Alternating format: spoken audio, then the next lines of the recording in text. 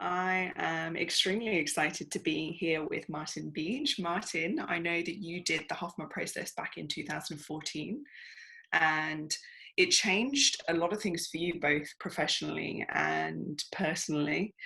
And I know from what we were talking about a bit of your background, you're an entrepreneur, an advisor, an angel investor, a husband and father. And also, it was really interesting to find out that you became one of the youngest ever managing directors at a global tier investment firm. And I love that you traded all of that in with your wife and sort of went and traveled in a camper van around Europe, and then went on to create education technology that changed the lives of thousands of teachers and students across the world, which is so wonderful. And also then became a leader in communication skills training with Brené Brown Training Company. So you obviously have so much experience as a leader and have gone through many different leadership positions within your life and within the roles that you've held, I'm sure probably professionally and personally too. But before we kind of talk more about leadership, which is the topic of that we really wanted to dive into with you on this particular series, but I kind of wanted to get a grasp of why you did the Hoffman process in the first place and why you were drawn to it, Yeah. Thanks, Hannah. And it's really great to be here. And anytime I get an opportunity to talk about Hoffman process, I do, because I love it. My wife and I are devotees. And I think now we've probably had about 20 friends, close friends, go through the Hoffman after our recommendations. So we've started a bit of a cult ourselves, although I know it's not a cult. Around the table would be very different when you have dinner parties and that kind of thing. That's right. Look, I think it's been life-changing for us, for my wife and I, and for our families because of my family, because of the changes that it brings. It's a radical shift in how we engage with the world. So when I went back and did it back in 2014, and the reason why I went into that was really I was tired of the patterns coming up. I was tired of feeling the same sort of things that I was feeling, having the same sort of reactivity, and revisiting those same sort of situations, both in my marriage and my friendships, in my relationship to my work. I was an incredibly hard worker. I was a classic sort of alpha-esque type person, running 1,000,000 miles an hour. I'd done the Ironman World Championships in Hawaii and came 9th in the world. Did the managing director thing at a bulge bracket investment banking firm. And so on many levels, I was living the life that I wanted to live. But ultimately, it wasn't fulfilling me in ways that I wanted to be fulfilled. And I thought I wanted all those things. And yet, I had an amazing wife, I had an amazing career. I was healthy. This is all pre-children, but even back then I was starting to feel things weren't what I'd like them to be. And I'd had some engagements, if you like, with spirituality early on in my lives, in my late teens. I didn't come from a spiritual family or a religious family in any way, shape or form, but it really just sort of came to me. So I knew that there was something there that I wanted to inquire about. And I think it makes me think of that Socrates quote, which is the unexamined life is not worth living. And so that sort of has been a mantra for me. And then when I left Credit Suisse and I did a few other things, invested in other businesses and watched them grow, it really came to the point that we were living in London at the time where we went along to this information evening, which a friend had recommended about the Hoffman. And it really made us think that there are other options available to us. And I'd had a little bit of therapy. There was still a stigma in my family around therapy and the therapeutic process or the psychology or the psychologists. And so for me, it was a big step to go to an information evening, which was largely, I thought, was around some sort of therapy. And what struck me in that room when I started learning about the Hoffman back in 2013 was that it was this combination of the intersection of these three key elements, which was neuroscience, psychology, and spirituality. And that really ticked a lot of boxes for me. It ticked my skeptical box, which is, who are these people? What is this process? Where's the science? Where's the rigor? Where's the evidence? Show me the research with a sort of a more energetic, spiritual plane to it. So that was my first real interaction with the Hoffman. Then we came back to Australia, and then I ended up having the introductory call, which was, again, I think a necessary step for me to get over the skepticism, get to know a little bit about the people and the process here, and then dive in. So, and since 2014, that was probably, well, it was the most radical shift, or the most important week of my life. After getting married and after having children, because otherwise we go through life asleep, and we don't even really know we're asleep. We're driving hard, we're overachieving, we're building big careers, we're building relationships and friends. But for me, that week was a real milestone to stop, to look back and look inward, and to really drop in and do some deep work that needed to be done. Yeah, it's connecting to this part of us that really knows. It's taking off the layers of should and who we think we're here to be, and how we think we're here to live, and what we think we're supposed to strive for, and it's going to this place within us that is truth. Rather than layers of should that we've learned, it's kind of taking us back to that purity and that form when we're born of spirit, where we don't have all those layers that we've learned and experienced through life. It's going back to that centered space. And yeah, that's beautiful. So true. I think one of the beautiful metaphors is, of course, is that onion and all the layers that we put on. And when we're in that vulnerable stage of 4 to 8 years old, and we're open to the world, and we're curious, and we're joy, and we all start like that, right? This is not sort of something that we learn. We start like that, and then we put on all these layers, and the armor comes up. And Brene Brown talks a lot about, who's a leading researcher in shame and vulnerability in our leadership, talks a lot about all the armoring up that we do, and all the layers of the onion that comes on. And the beautiful thing about the process is seeing those layers, and the self-awareness, and the cycle that you go through that 6-day process of building that self-awareness and seeing those layers, and really kind of getting to that meta level where you're really starting to look at yourself from afar almost, and see that separation of all those layers and all those emotions, and what we think is not actually who we are. Yeah. It's almost like, instead of them being wrapped around us and not being able to look at them, it's then they're almost, coming off the body, and you're like, oh yeah, I can, I can see that there, and I can see that sort of forming around me in some kind of a way, and having that awareness around it is incredibly powerful. And yeah, it's lovely to hear your journey with it. So, I mean, you've already kind of covered that you had a few reservations around it before you went into it.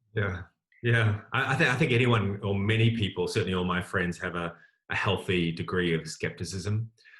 Some of them have been researchers and scientists themselves, and they've been the most kind of difficult to get to a place where they're open to it.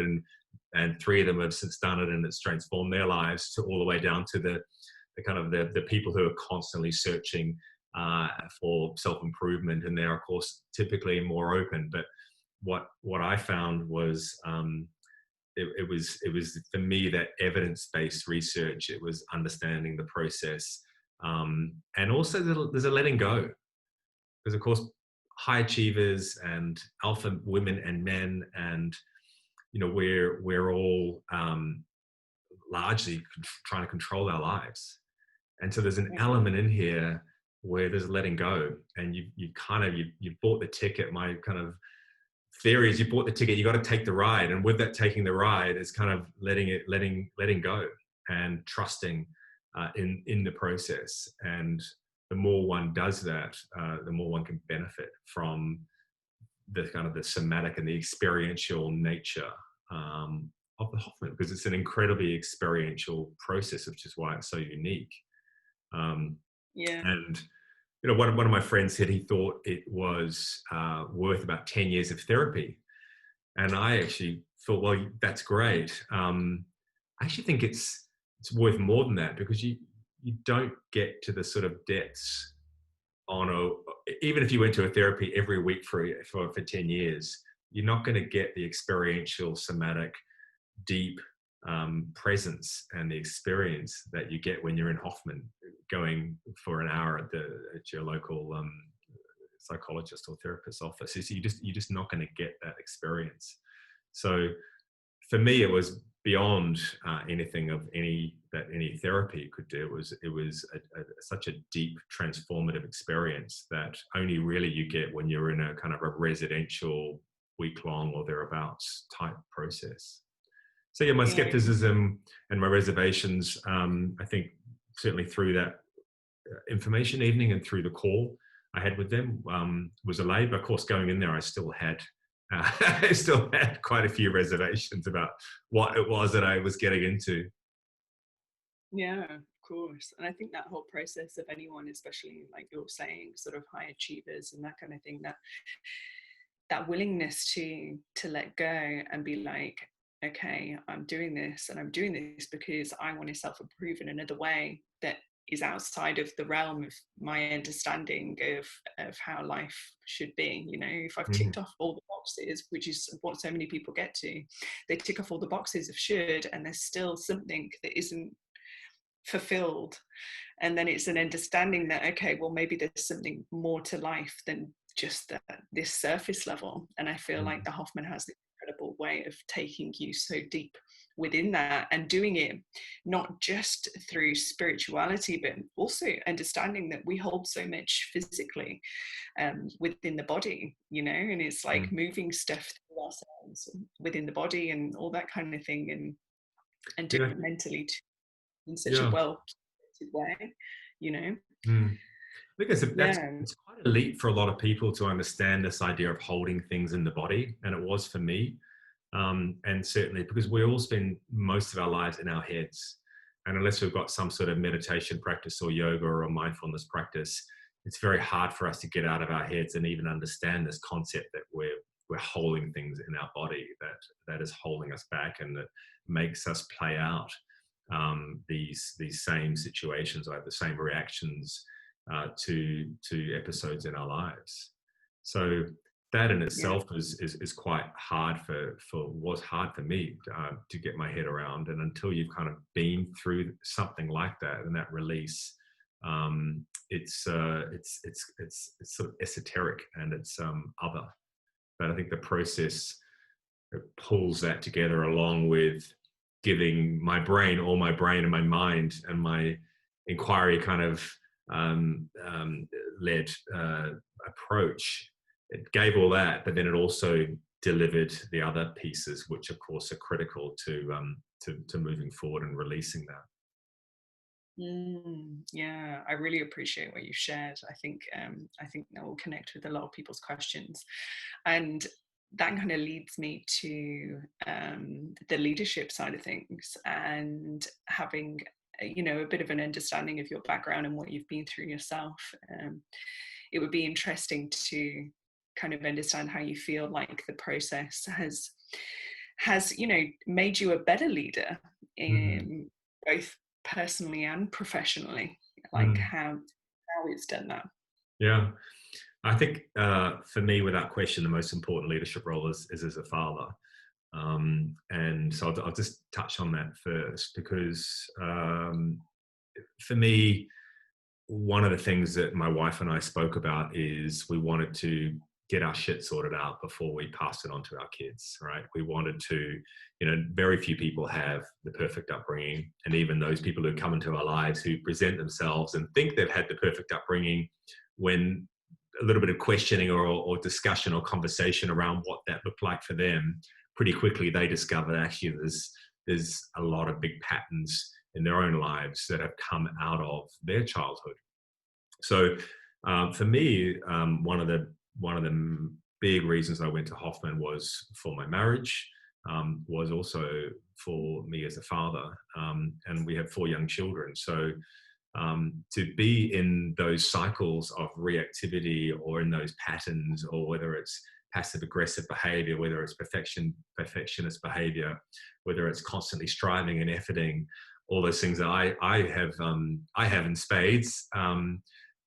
It's what role modeling do I want to play and show for my children, and I want them to live healthy, well-rounded lives. And so to have a conversation, which I do now with my early teenage girls, around sort of the meta level of engagement with people. So what is it that you're feeling, and being able to see that you are feeling that and be aware of that yourself, and then make a different choice. I mean, not negate what you're feeling, feel that, but actually be more in control, if you like, of then what happens next. So less reactivity, and more connection with people. And so for me, that's been a big part of fatherhood and the leadership as a father. I think leadership for me in the corporate sense, I think a great leader is someone who is curious, someone who doesn't need to be right, someone who has a high degree of self-awareness. That's probably one of the most difficult ones for many leaders, because many people get into a leadership position through all these other traits of efforting and striving, and possibly bullying, possibly driving things through, lots of ego, lots of passion. So there's lots of good stuff in there, but there's also lots of things which I think hold organizations back, hold teams back. And the number one metric for someone's satisfaction in the workplace is who they report to, their relationship with their immediate boss. So it's critical for that boss to be able to empower that woman or that man who they're working with, and to be courageous and to embrace vulnerability. And this is where Brené Brown's work is so interesting. So it's all these things around self-awareness and curiosity, and to show true curiosity and to be a really great listener. That actually takes bravery. I'm going to park what I think, I'm going to park whatever I feel about this. I'm genuinely interested in why you're saying what you're saying. And I read a quote yesterday, actually, just from Steve Jobs, saying, we hire smart people not to tell them what to do, so they can advise us on what to do, right? So I think for me, it's just that big shift of sort of coming from the Jack Welches of the 80s and 90s, and my father having that book, Jack, on his shelf, and like, this is what great leadership looks like. And I'm like, no way, that is not good leadership. That is sort of some archaic, barbaric, alpha male, patriarchal, it's just not where leadership of this century needs to go. And Manish Fanik, who's the head of the London School of Economics, she said that leadership of the past was with muscle, and leadership today is with the brain, but leadership of tomorrow is with hearts. And I think that really beautifully embraces what leadership needs to be going forward. And one of the things I look for when I'm looking to mentor someone, if they're approaching me as a mentor, is, are they coachable? Are they genuinely coachable? Are they genuinely curious? And are they open to change? So for me, the tagline of the Hoffman, which is people serious about change, I think is exactly right. It's for people who are serious about change, who are genuine about change. So for me as a leader, then post Hoffman, it doesn't happen, of course, overnight, but it's a journey. And so for me, it's about embracing change, particularly supporting women in the workplace, and being a listener, being a great listener. But then, of course, needing to make decisive decisions at certain times and having the courage to do that. So with that self-awareness, and I struggled with it in one of my businesses, in my last education startup. I struggled with, the purpose or the mission of the company got away from me a little bit, and I because I wanted to embrace and empower, and I actually ended up giving sort of too much control away, or too much of the leadership of the organization away, and some of the culture started to slightly disintegrate a little bit. So it's about having the courage to, and being self-aware to know that, yes, these are the values on which I've set up this business, and these are the values in which these people are coming to work with me, and for me with them. And then having the courage to stand up and make difficult decisions. I think just one last point on good leadership. I think great leadership is also about having difficult conversations, and sitting in that discomfort of those difficult conversations. It could be a performance review. It could be making someone redundant or letting someone go. It could be a coaching conversation. And Brene Brown talks about this, around being clear as being kind, and being nice and paving over something. That's not being kind. That's not actually bringing up the real issue, which needs to be discussed, which is going to help both you and them and the business.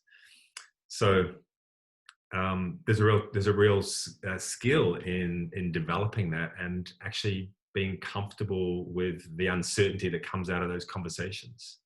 And those are tough conversations to have. But I think it's when I look back on my last 5 years at my ed tech startup, those conversations were actually the most rewarding, the most challenging, but also they were the ones who earned the most loyalty from the team. They saw that authenticity in the leadership. They saw that it was a tough conversation, and they respected that. Yeah, I really appreciate everything that you've just said. A few things that I think I really picked up on that I would love to kind of repeat that I heard through what you were saying. I think one of them, especially to do with the difficult conversations, is being able to have them from a very centered space. So not doing it from a place of reactivity, or trying to do it from an ego space, or like an overly how would you say, trying to assert sort of this strength over someone, but really doing it from a centered, heart-centered space, and being able to communicate it, using the right amount of vulnerability and authority in order to be able to convey clarity through your message. And also, I think things like the Hoffman process give you that emotional intelligence and awareness to understand sort of and see how that person sees the world. And it's almost, I think, as a leader, especially when you have that understanding, especially after doing the process, you see that everyone sees the world through their own eyes. And it's almost, as a good leader, you understand that every person, every individual is different, right? So it's almost being able to use your language and convey that message from a space of, I understand and I see you because I've spent that time listening, and I've spent that time as a leader seeing who you are, and I'm able to convey a message in a way that you hear it. And that's a real art in that, where it comes back to the listening and having the courage and being okay with not controlling, right, the dialogue, what's controlling the outcome of the meeting. We all go into these meetings with intention, and we usually have an outcome that we would like to achieve from many of these meetings. But ultimately, these types of conversations, when you're talking about leadership of your team, which is the single most important role of any CEO or MD or team leader, is how we lead them, how we understand how each of our team members work best, and having that as an active dialogue, as an active conversation with each of those team members. So you're absolutely right. And I think having those conversations is very difficult if you haven't done the work yourself. And if you don't know how you best work and how you best connect. And so I think very much kind of leading with that vulnerability, and leading with, I don't have all the answers here, and that's okay. And that is why I have a great team around me, is because together we work out what we think are the best solutions. So I think that you make a really good point, which is that going through the process gives you that awareness, gives you that grounded confidence to be able to sit in that space, which can be uncomfortable, but being okay with that, and being okay with actually the outcome really is what's best for the person that I'm leading, because what's best for them, if it's going to be aligned with what's best for the company, then you get a phenomenal team. That's really kind of the holy grail of great leadership and truly effective and driven, highly successful work culture. Yeah, absolutely. Yeah, I really, really appreciate that. And I think that's just a really beautiful way to kind of conclude what we were just talking about. And I really appreciate everything that you said around leadership, and particularly within the family environment as well. You know, that self-empowerment that you're delivering and giving and creating awareness to your children around is huge. You know, it's understanding that it's also the most sort of difficult. You know, I often think of Eckhart Tolle when, you know, we've got a lot of moving parts, and there's a lot of challenging conversations happening with one's children or even one's partner. And I always think that that's the lesson, you know, aren't I lucky? Aren't we lucky to be around these other people who are constantly teaching us lessons? And the lesson I mean is when I'm getting frustrated because something's not happening how I would like to happen, there's a lesson in it for me of kind of letting go. But Nick Cave, I read a quote of his a couple of days ago, and it was something like, you know, as we get older, our baggage gets heavier and heavier unless we actually stop and sort it out, do the sorting. So for anyone out there who's thinking about doing something like this, couldn't more highly recommend it. It's a phenomenal process. It's been life-changing for my wife, myself. I went on to did the graduate course as well. So be brave, be courageous, take the risk, and you'll never look back. Yeah, that's so beautiful and a great way to end it. Diving into the unknown and surrendering to the flow, I think sometimes provides the most magical sort of directions in life, you know. So thank you so much. Great. Thank you so much, Hannah. Fantastic. Right, Okay. Bye.